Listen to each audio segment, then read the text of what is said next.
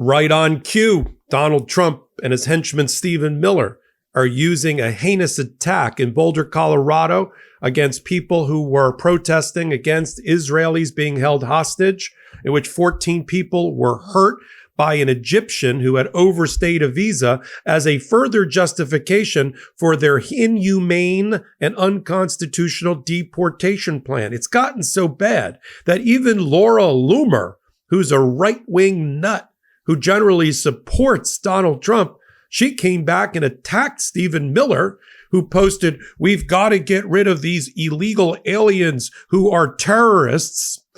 She came back and said, in response, Laura Loomer came back and said, "No, this is her quote. Notice how the GOP narrative around Mohammed Salman is that he's an illegal alien, rather than the fact that he is perpetuating Islamic terrorism." She, Laura Loomer, MAGA right-wing nut, said, quote, "We are being gaslit by the GOP to only care about Salman's immigration status as opposed to his Islamic ideology, which is more of a problem than his immigration status as it relates to the motive of the terrorist attack." I'm not sure I could have put that any better. I rarely, if ever, agree with Laura Loomer, but she is calling out the gaslighting of America.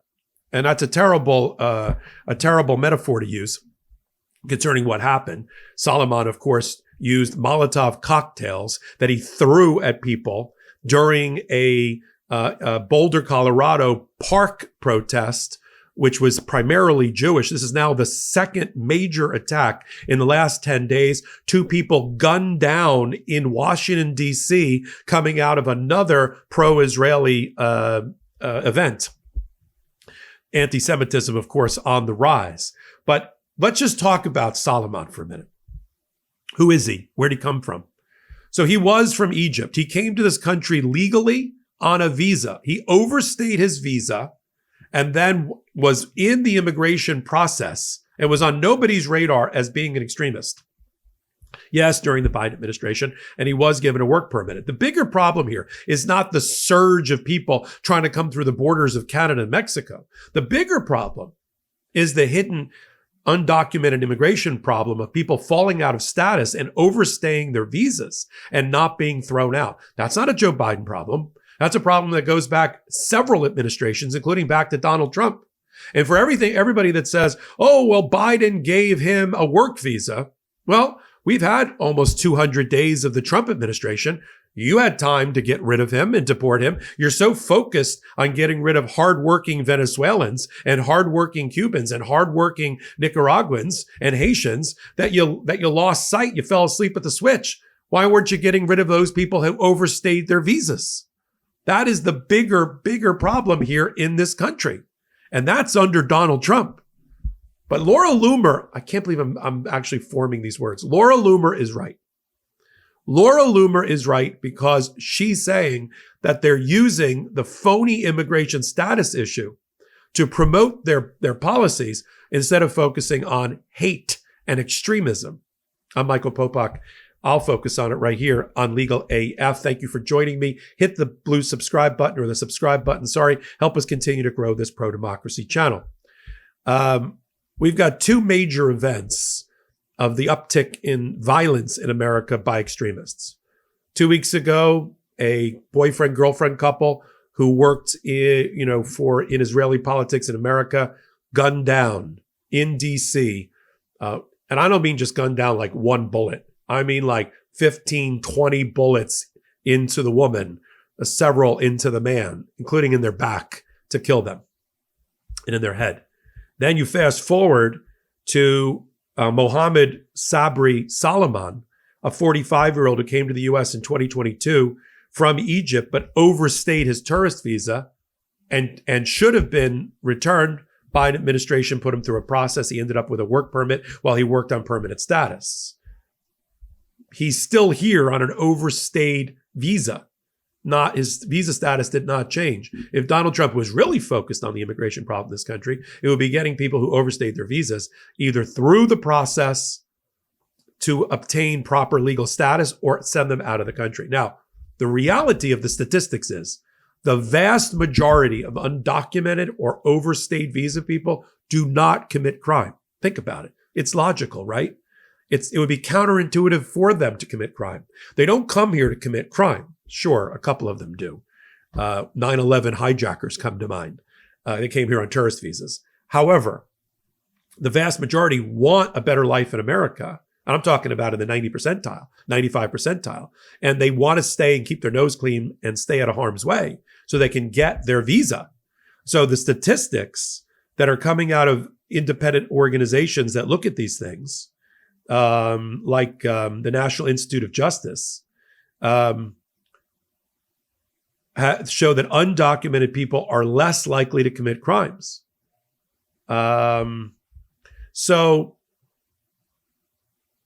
how do we solve a problem like Mohammed Solomon? And the root issue is a couple of things. He didn't use a gun. He used Molotov cocktails, setting up a flammable device, putting a rag in it and throwing it at people to try to set them on fire. So, gun control on this particular issue would not have solved the problem. And even the Boulder, Colorado police said they didn't have much in the way of information about him. He was not on their radar. That is the problem with extremism. They fall into the internet, into the dark, dark web of the internet, into extremist websites that are not regulated because of First Amendment concerns. And they get activated and they get weaponized. And they figure out whether it's renting a van or obtaining a gun legally or illegally or throwing a Molotov cocktail, how to do a mass casualty event, how to kill people. But they're not the only ones. I mean, Luigi Mangione is an American. If you look at school shooters, they're Americans. The ones that are committing mass casualty events by and large in overwhelming numbers are Americans, primarily white men or white boys. So what are you going to do about them? Should we have a new policy about white men and white boys and their violent tendencies? I mean, is that where we're going with this? That's why, even though it gives me heartburn to talk about Laura Loomer, she's not completely wrong that the focus should be on terrorist cells being activated and created through the internet and hate speech on the internet, and less so on who overstayed their visa and created a Molotov cocktail and threw it at somebody and severely injured 14 people. That is important. That is a crime event. That is a hate event that needs to be prosecuted, investigated, and prosecuted. But these lone wolf issues, these lone wolf assailants, how do you get to the bottom of it? It's not going to be continuing to deport hardworking people who have documented status, like the temporary protective status, TPS, of the 500,000 Venezuelans, people from Nicaragua, and people from Haiti and Cubans. That's not going to do it. That doesn't reduce crime. That's just window dressing. That's just a political excuse in order to have Donald Trump flex his muscle. They're not the ones committing the crime. And if you were that concerned about crime, about violent crime, then you would do more as a party. I'm talking to MAGA now, and the Republicans, to control guns. Even though this was not a gun crime, the next one will be. I just did a hot take about two major decisions. They're really temporary in nature by the United States Supreme Court to round out their term about guns. It looks on the face that they're supporting a ban on AR-15s, those long assault weapons, long gun assault weapons out of Massachusetts. A Maryland law that's been on the books since the Sandy Hook massacre, and a ban on high-capacity magazines out of Rhode Island. But that's not what they really did, because they will, and they have invited, and there are more cases coming up from about 8 or 9 different circuits that will end up at the Supreme Court next term, in which they are going to declare, get ready, that AR-15s are protected by the Second Amendment. And that's what we should be focusing on. That's what's important when you're making the decision that you will ultimately make at the midterms and beyond. These are the policy considerations. These are the actions and conduct of the party that's currently fully in power that you need to hold accountable. That's how you do it. People ask all the time, Popok, what do we do? Tell us ways. It's the obvious ways.